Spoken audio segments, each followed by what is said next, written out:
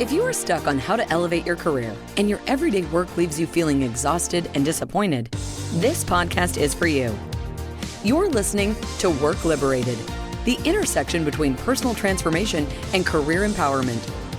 Listen to industry experts who share valuable advice on dispelling burnout, anxiety, and stress in the workplace through life-changing and innovative strategies. Reconnect with your highest purpose, realign with your core values, and liberate your human spirit by unleashing your full potential in everything you do. Here's your host, Margaret Graziano.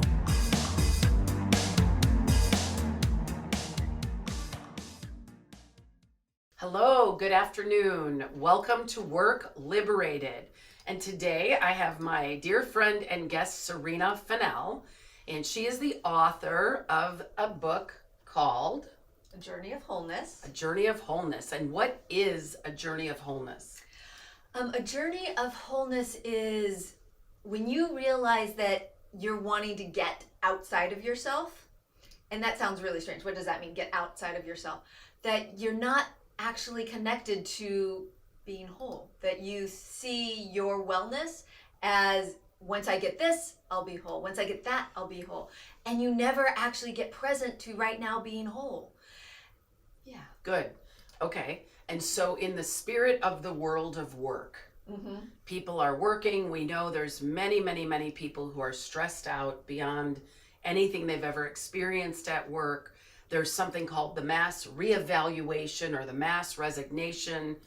How do people use a journey of wholeness to have a better relationship with themselves and others at work?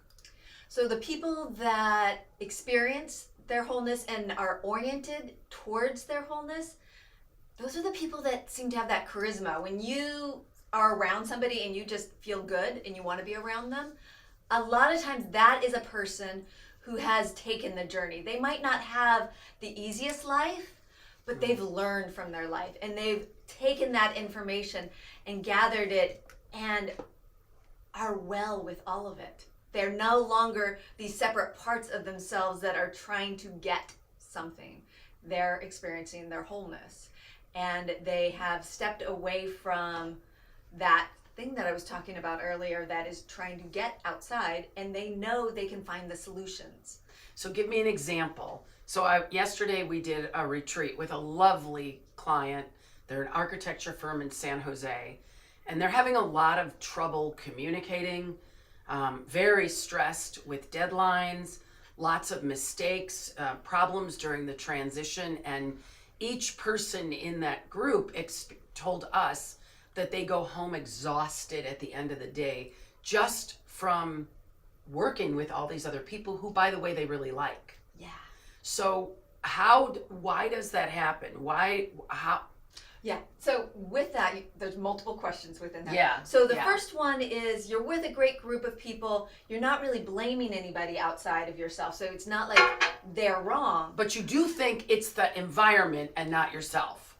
And what you're not doing is you're not taking that moment to take a breath and just settle in before you jump in to make solutions. So you're jumping off balance. So if I'm a dancer, and if I'm off my center and I take a leap, I could sprain my ankle. So what we do in dancing is we get low, you take a plie, and then you move from there.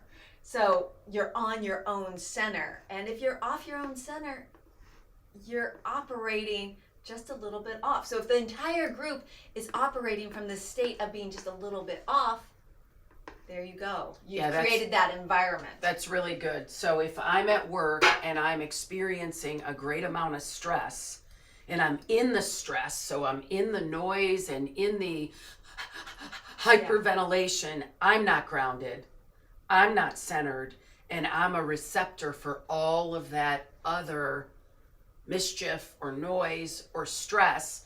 Then I go home and I experience that stress even more, and then I take that with me. But if I notice myself, oh, wow, I'm really stressed out, I got to catch a breath, I got to take a break, I got to get on my center, then what you're saying is I have a better capability to have balance when dealing with all those other people. Yes. Okay, good. And basically, the moment that you start acting from that state, you are creating that state with everybody else. And so good or bad? Good or bad. Okay, so good. What we notice is when we come back into everything, all the solutions are right here with me. I have access to hundreds of humans who have my answers. Then we can step forward with peace of mind and find the answers. It's not us making the answers. We have the access to them. But we don't have the access when we're jumping ahead of ourselves. Yeah. So what I'm hearing you say is the journey to wholeness is at some level about a journey to presence. Yes. Okay, good. And wholeness is presence. So wholeness gets you out of this state of thinking ahead of time, contemplating the past, all of that. The past, the present are here now. You can take a breath and move forward from right now. good. Yeah. So when you were part of our Ignite Power program, we talked about the book, and we talked about that the book is a book that begins with the inner child. What is an inner child? Who is the inner child? And why would anybody want to waste their time if they don't understand it, dealing with an inner child? Tell me about the inner child. Thank you. So I'm calling this actually an inner child book for adults because it's dealing with when things fall apart and what happens when things fall apart. What happens frequently with most of us is, even if we've been in therapy for years, this part of ourselves that hasn't matured wants to take over, wants to manipulate, wants to control the situation, and thinks it's in charge. But that part is already seeing all the problems and is actually creating the problems in front of us because we're adding the stresses to it. We might be blaming people. We might be blaming there's not enough time, there's not enough money. We're not looking for the solutions. So that wholeness state looks for the solutions and lets go of what's not working, doesn't orient towards the failures, the missteps, what isn't there, what's not available, what would be the lack, the unavailability, and starts orienting towards how do we solve this problem? How do we get this done? And it's not pushing how do we get this done. It's not making it happen. It's knowing that there is a solution out there. So you're being more receptive to the solutions, and you're actually physically having to do less of what you don't want to do, and you're allowing people who have the skills to take care of those things. So there's about 1,000 things that I'm thinking of right now. So in my own life, I have, when I have an issue, so something bad happens, whether it's there's rats in my hot tub, which is happening right now, which is pretty gross. But it could be something like last summer, I got COVID right before my son's wedding. And he was not very nice about it, actually. He was pretty nasty and disrespectful and blaming and shaming. And as soon as he was responding to me that way, I responded in a way to protect myself. And in the moment, I did not realize that that was my little kid, he doesn't love me, he doesn't like me, I'm a bad mom. And so I shut down. I literally shut down. I didn't yell or scream or defend myself. I just disappeared. And then I did something even worse.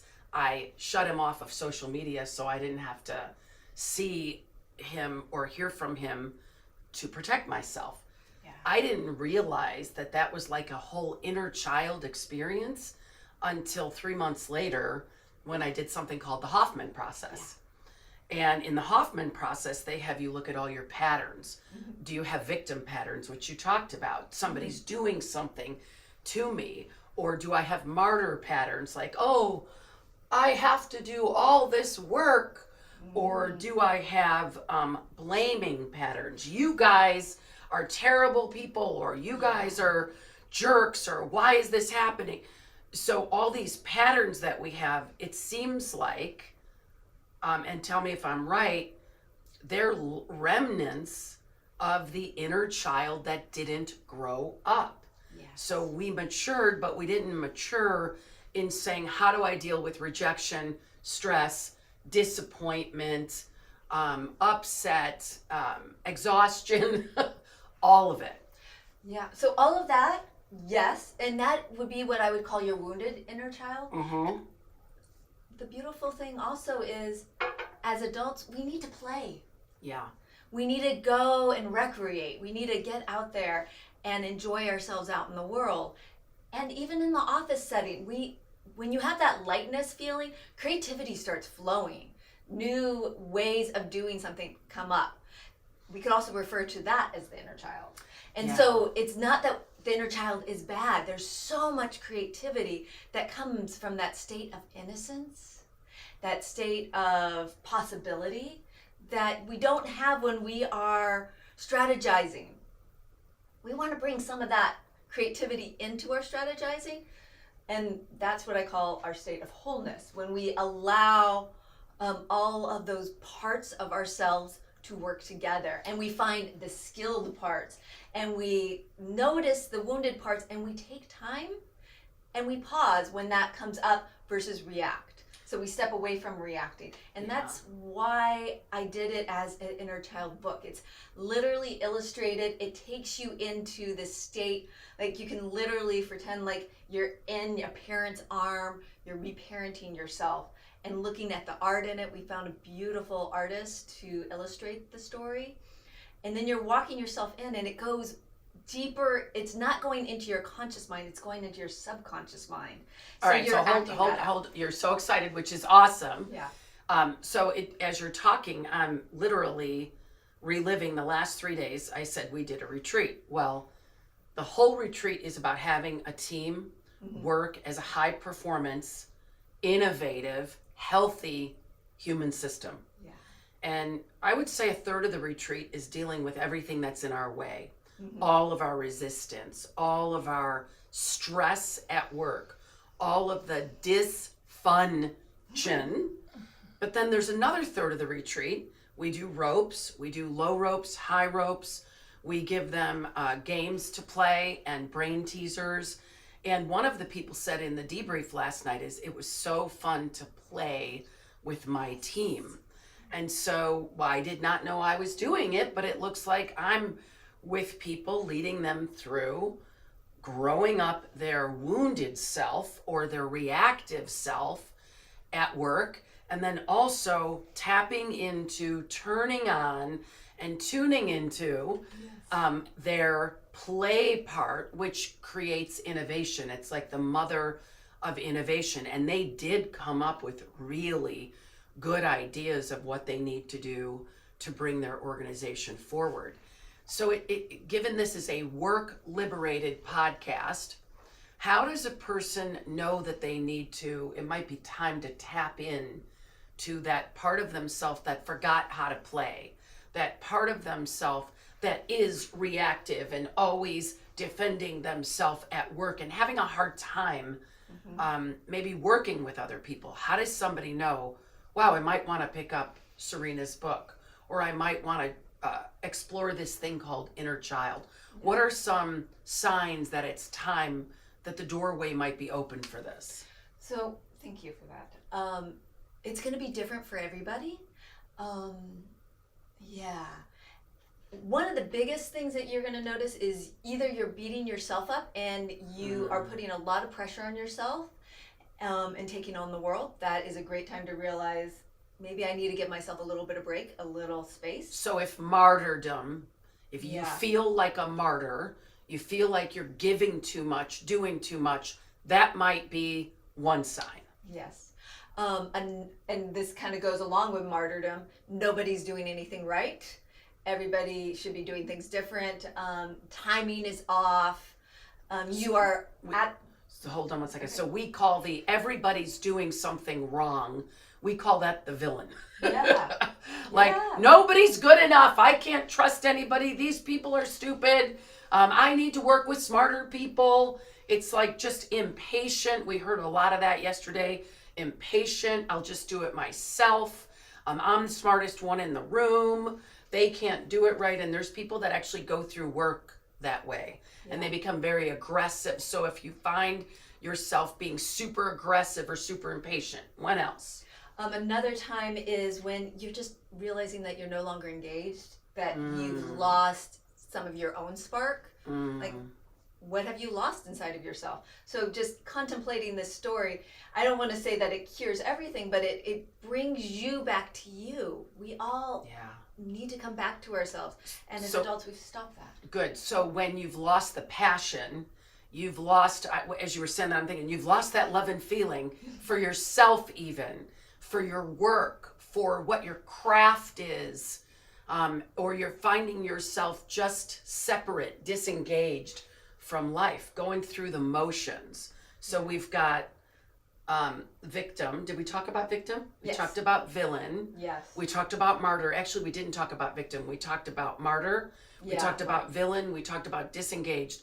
Tell me about victim, because we had some victims in the room yesterday where we did talk about victim when everybody out there is harming us and doing it wrong, and then also harming us out to get us. And we have no power over, like we find ourselves powerless. Yeah. So those are some warning signs that you might want to do some inner work. And what I loved about the book is it's about a little girl that finds herself, and it's probably not perfect, it's my memory, but finds herself having conflicts with other people, like this person's this way, that person. So she finds herself being judgmental, but she doesn't know she's being judgmental. Yeah. She's just experiencing that person's mean, that person's this.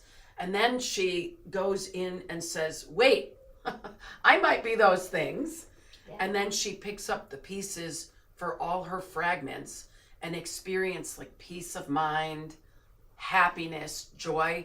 And it's actually a delightful book and it's thin to read either for oneself or even if you have a child, to help that kid understand what might be going on with their emotions. So let's put this into what's going on in the world today. Yeah, I want to add on to what you were just saying about that. Yeah. So that actually happens a little later in the book. She goes through several cycles of pausing and orienting towards her wholeness.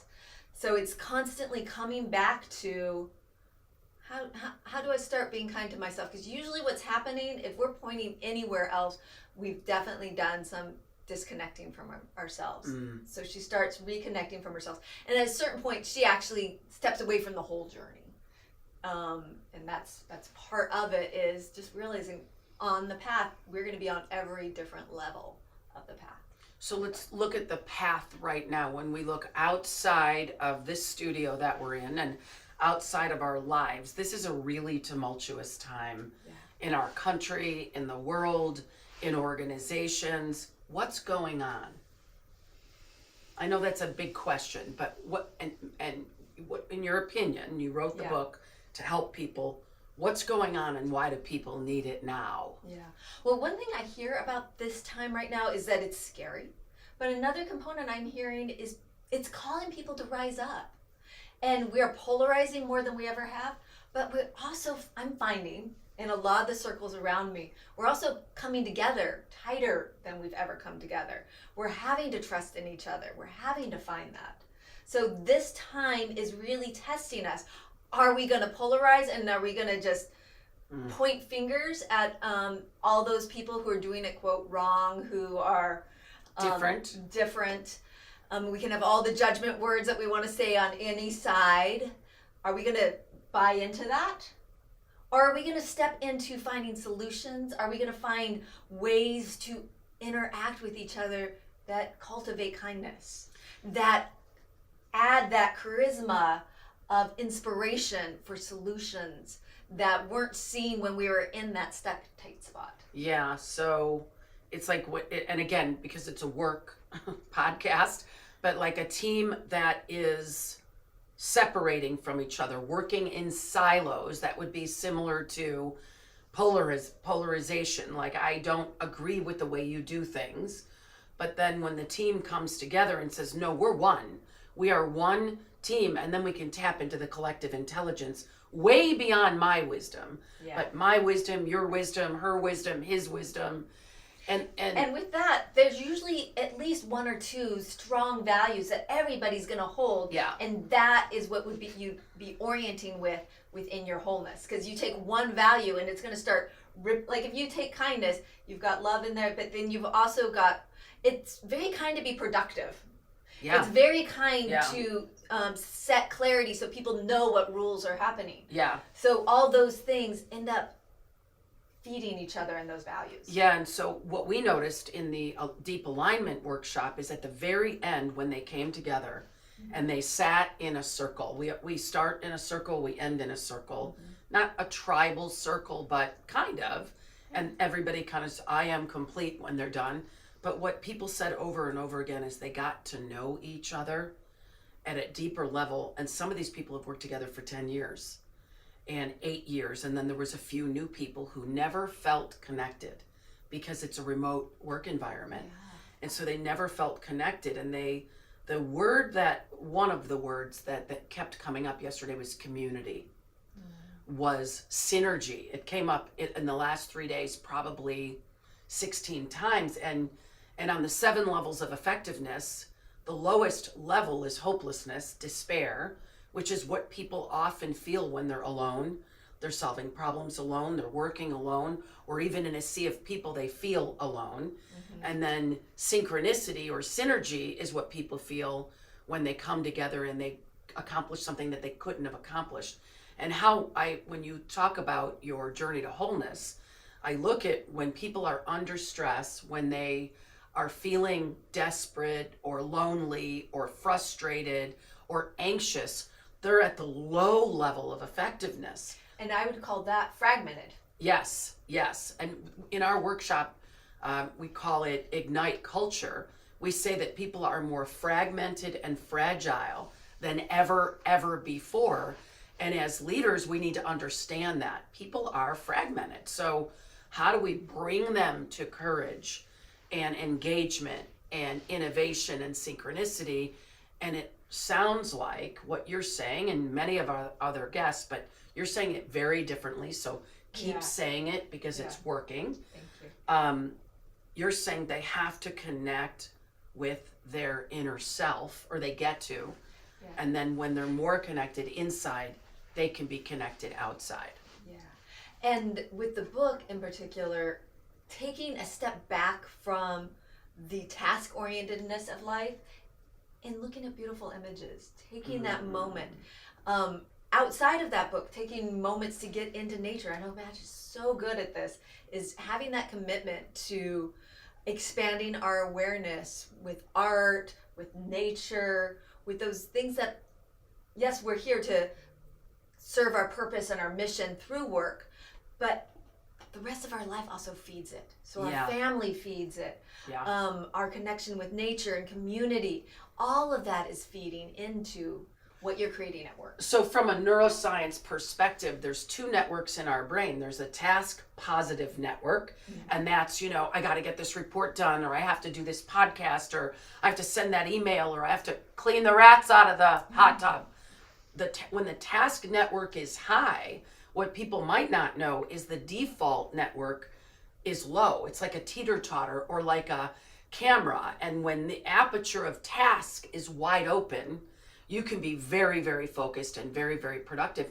But this aperture of default, which is connection to the self, connection to other, connection to community, walking in nature, experiencing the essence of life, creativity, it's very, very, very narrow. So our brains don't even have access. So what you're talking about is in the brain science part is we actually need to, for health, well-being, creativity, connection to other people, friendships, relationships, we need to tap into this. And we need to tap into that also because when we're just in the task mode, at a certain point, we're going to get fatigued. Yes. And in that task mode, we're going to start going down in quality of completing those tasks. So we need to go back and forth.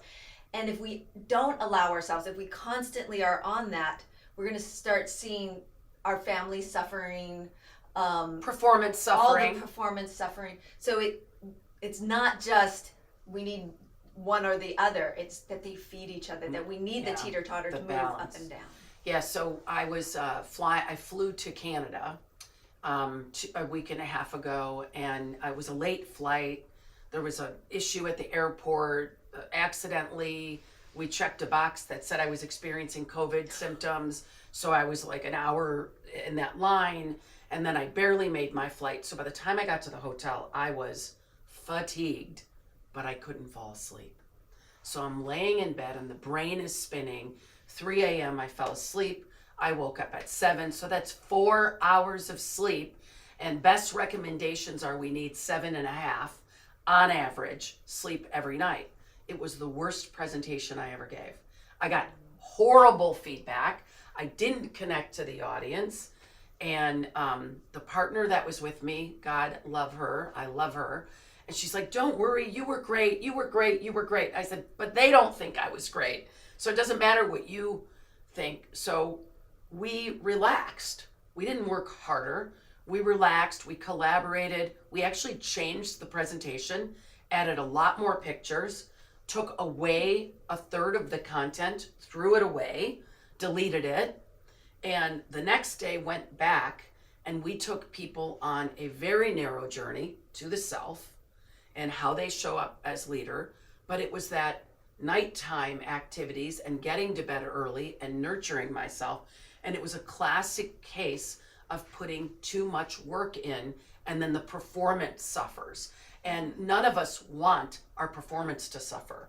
Yeah. So this all-nighter thing that we learned in college, while it might have worked one time to take a test, it's not a way of living. And what I hear you saying is balance, even though you didn't say it. You said we need the teeter-totter, we need both sides of that teeter-totter.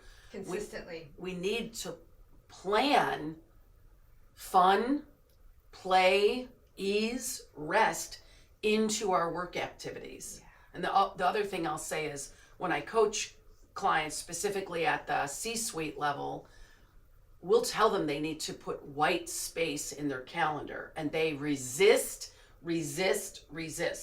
because they think white space means I'm not doing anything, which means I'm not being productive, which means I'm lazy. And what do you want to say about that? Actually, I want to go back a moment. Yep. With what you were saying about pushing ourselves. There was this great interview of a man who did Ironman triathlons, and he did it in like record time, and they talked about like how amazing he was. And he was like, actually, I think the people who just ran that thing in 12 hours are the people who I'm in awe of, because the will that it takes to do that is insane.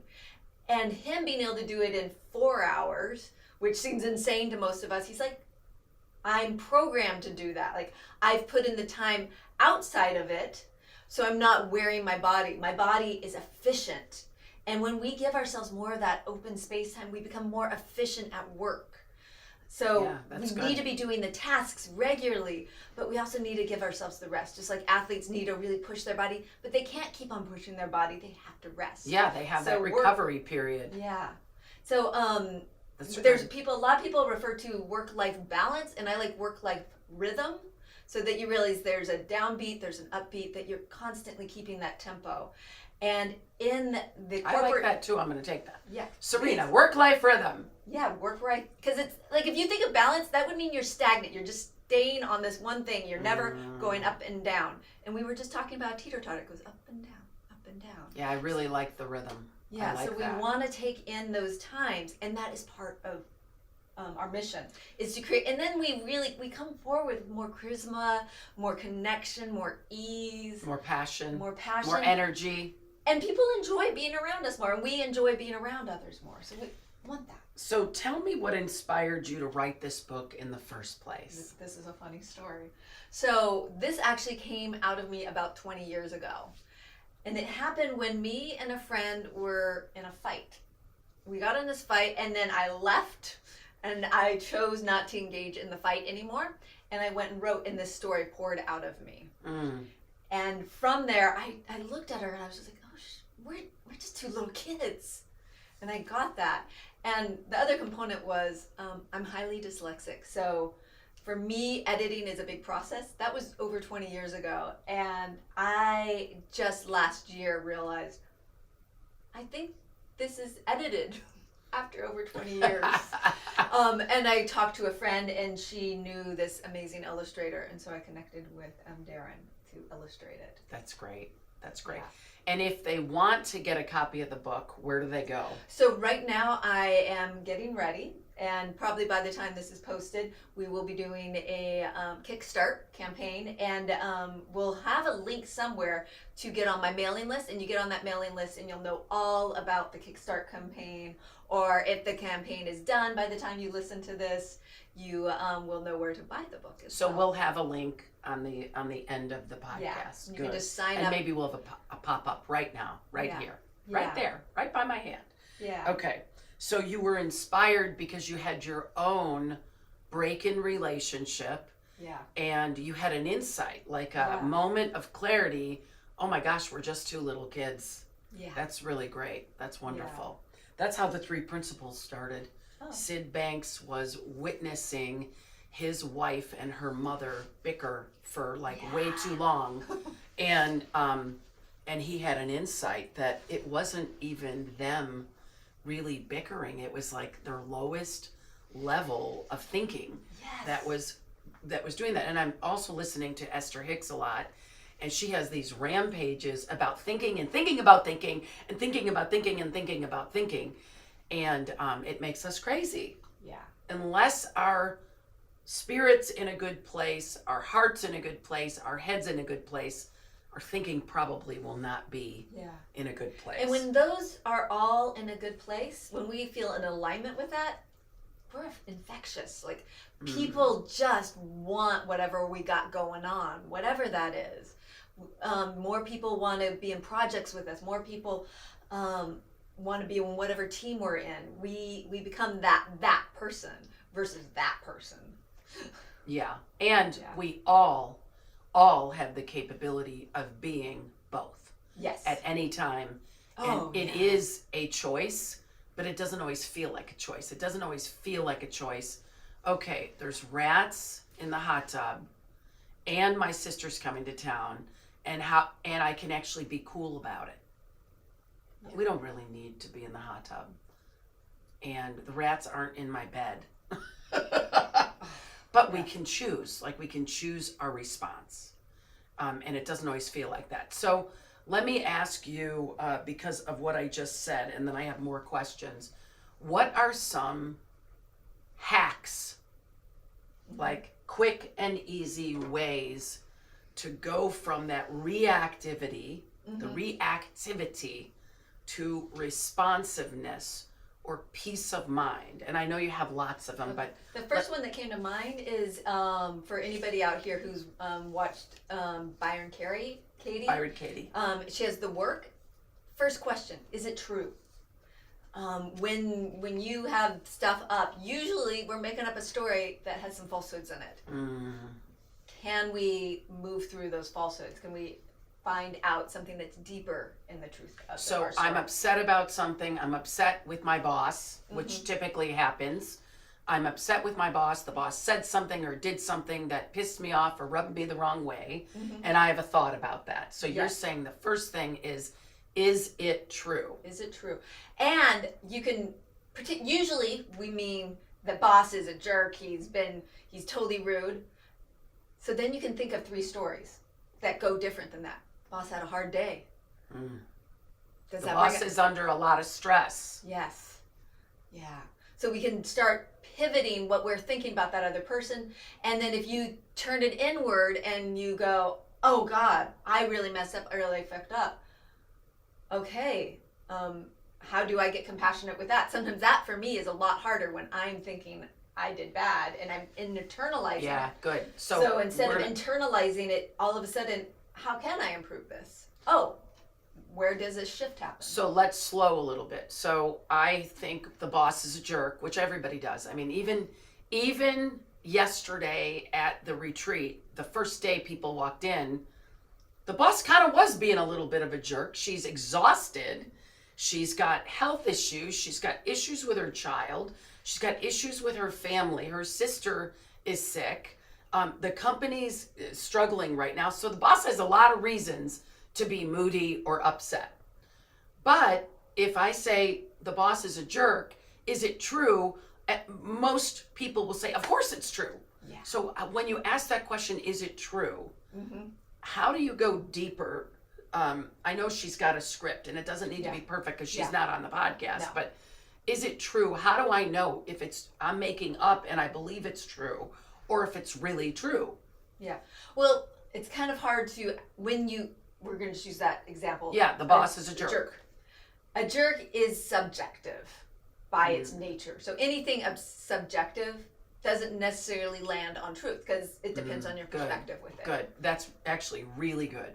So first thing, is it true? And then do you know her second question? Oh, sorry. I wish I did right now. It's okay. Yeah. So questioning and going down the question cycle, I think she says, is it true? Is it real? Where does this show up inside me? So flipping around. So pivoting is another important quality, and what you'll see in this story is little Emma, the main character, is constantly having to pivot her attention and her awareness. So say more about that. So pivoting, we demonstrated it earlier with this jerk boss. We pivoted from they're a jerk to they're holding a lot right now. I notice, like, if you get really mad at somebody and then you just find out they had a cancer diagnosis, all of a sudden, you're not going to be mad at them. You just like, oh my God, you just have a really hard time right now. So here's Byron Katie. Question 1, is it true? Question 2, this is the key. Can you absolutely know it's true? Yeah. And if you're being honest, most of the time you can't. And anything that's subjective can't be. Yeah. Even positive, even if that person is amazing. Yeah. You subjectively cannot prove somebody's amazingness. They did some great things. Yeah, and people say things, but you actually don't really know what they mean by that. You never really know what they mean by that unless you get curious. Yeah. So you just said that thing, and I took it this way. Is that what you meant? Yeah. And we don't do that. You say something to me, and I say, she's a jerk. Yeah. And then I go off, and I actually replay what Serena said to me over and over and over again, which is not healthy. And I believe it to be true. And then I work myself up, and people quit jobs, by the way. The Great Resignation, a lot of people quit jobs over a misunderstanding. And then they take themselves to the next job, and same situation, different boss. Yeah. And then the next job. So back at the retreat, a couple people that were there, I was doing this whole skit, which I get very animated. And I said, my boss is a jerk. I'm going to quit and go find a better company. And then person goes to the better company, and pretty soon people over there are a jerk. Yeah. And pretty soon people over there are a jerk. And the question to ask is, what's the common denominator? And then everyone started laughing, especially a brand new person in the company who was like, oops. Oh my gosh, I'm reliving again and again and again my story. Yeah. And I love what you said there earlier is just that moment of getting curious. What stories am I making up here? A lot of times we don't even literally have the thought they're a jerk. We just have the reaction they are. And so then just seeing our own reaction, what am I reacting to? So stop right there. When I have a reaction and I'm not even present to that, I'm thinking, because this is real for people. Yeah. Very, very real. So how do I know I'm having a reaction? What are some signs that I am reacting to something? So people that are listening at home or in their car can say, oh my gosh, that means I'm reacting. So what are some signs? Since you're very embodied. Yeah, so starting with embodied signs, we're holding our breath, we're tensing our muscles. So usually though, we don't even know we're tensing, we don't even know we're holding our breath, but we do know that we are pushing ourselves away from the situation. We are distancing ourselves in whatever way from what makes us feel uncomfortable. Or we're pushing our way in and trying to make it better. And both of those are tensions. Yes, so embodiment could be holding your breath. Or disembodiment. Clenching your jaw, your fists. It can be like a knot in your stomach. Yeah. It could be scowling. Sometimes you scowl and you don't even know you're scowling. Yeah. And then another way is to either retract, remove yourself, or force. So Yeah. all of those are reactions. And then another one that we didn't mention yet is just freezing. And that one gets really scary in the work field because you sometimes can literally blank out. You can't access your thoughts. So you become a deer in the headlights. Yes. Yep. Fight, flight, or freeze. So And actually, they're adding a new one to that. They keep on adding to that. appease. Appease is close to coddle. Yeah. So coddling is when you are over complimenting. You're really being super friendly, but people don't feel it because it ain't authentic. Yeah, it's pattern. It's one of the patterns, a need for approval, constantly caretaking. Yeah. And are you okay? Are you okay? Just that, like, just makes somebody's skin crawl when you're acting from that reaction. Yeah, good. So back to Byron Katie. Is it true? Can you absolutely know it's true is the second question. Yeah. 3, how do you react? What happens when you believe what you thought? So that's the part of stopping that you've talked about early on, checking in with ourselves. How do I know it's true and how am I reacting? What's happening in my body? What's happening in my thoughts? So it's taking a minute to check in before being certain of whatever you're making up. And then the last question, thank you, Byron Katie, and thank you, Serena, for bringing it up. What would you be without, who would you be without that thought? So if I could let go of that thought, who could I be? Who would I be? Oh my God, there's endless possibilities. Yeah. And all of these are basically steps on how to get curious. Yeah. And this story is pointing to how to be curious about why you shut down or why you open up. The moment you relax and get curious, possibilities start opening up. You start seeing them. If you get curious about how things aren't working, that's actually shutting yourself down. So I'm going to just reframe that. There are ways of getting curious where people start pointing and accusing. I wouldn't really call that curious. Yeah. Curious is looking at possibilities and how to make things work and how to collaborate and what are the possibilities. Then you're in that open state. Yeah, so there's another piece of that. In the world of neuroscience, there's a guy who wrote a book called his name is Sean Anker, and the book is The Happiness Advantage, and it's really great for anybody who wants to be liberated at work to read. And it says that our brain will go to negativity. It's like Velcro. We look for what's wrong. What did they say that was wrong? What did we say? What did they say that hurt me? Versus what's working about this situation? What can I appreciate? That person's really passionate. That person's really hurting, and they're emotive. And how can I connect to that? And so, from a brain science standpoint, we have been trained, most of us, to look for what's missing, to look for what's wrong. And if we could start to look for what's right, we'll be happier and we'll be more connected. So Serena, we've got about 5 more minutes. Mm-hmm. What are the main insights that you want people to get from the book, Journey to Wholeness? To start with, it's the starting of the book is something awful is going to happen. There always is going to be something unwanted that will happen. We can't change that. So just accepting it. So being accepting that we live in a world where shit happens. And some of the shit that happens we don't want. But when we resist it, it doesn't work. It doesn't work. Yeah. So when something happens, turning our attention to our wholeness, which is getting curious. Breathing. Curious about how this unwanted thing is going to resolve itself versus resisting the unwanted thing. Constantly letting go of those walls that are trying to keep things in the status quo. The status quo no longer works. Our computers upgrade every couple weeks, it seems like nowadays. Things are always shifting, and how do you stay with the shifts? And it sounds like, from putting the period at the end of the sentence, if our computers are always upgrading, we need to upgrade our own computer, our own reactivity, our own ability to respond, so we can actually experience wholeness and have others experience wholeness in themselves. And there's going to be conflict, and there's going to be stress, and there's going to be disappointment. Yeah. But who do you be in the face of it? Yeah. Right? Yeah. Okay. Any last words of wisdom in the next 3 minutes?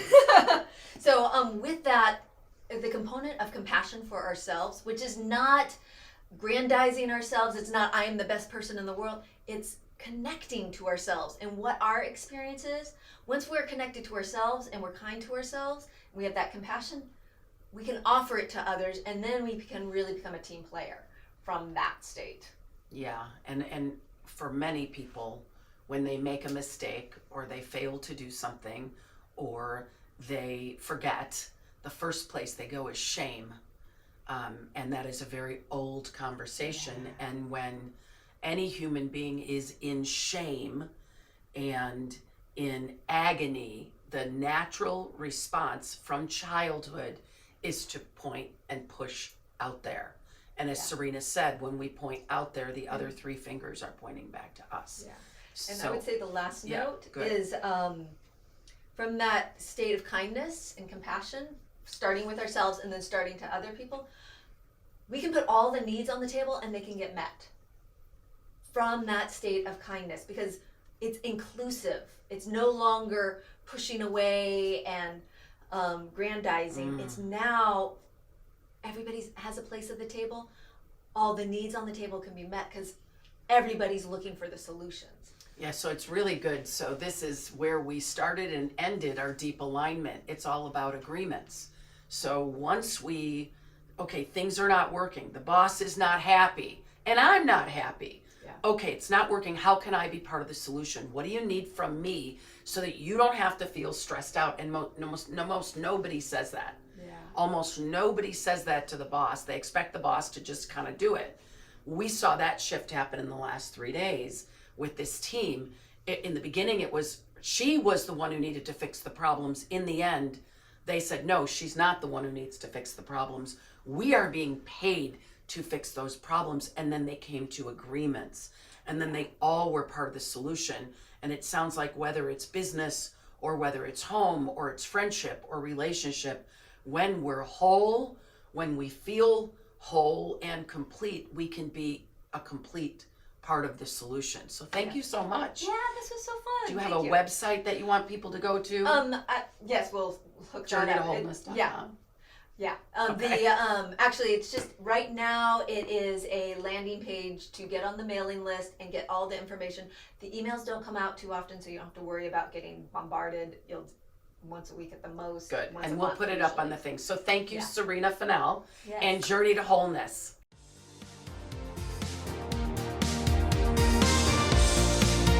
Thank you for listening to this episode of Work Liberated. May these nuggets of wisdom from the most inspiring human potential catalysts today guide you in becoming someone who can work exceptionally with others and accomplish goals inside the collective. Continue your journey as a fulfilled and self-actualized person by listening to more episodes at www.workliberated.org. Don't forget to subscribe, leave a positive rating, and share with your friends. That's all for now. See you on the next one.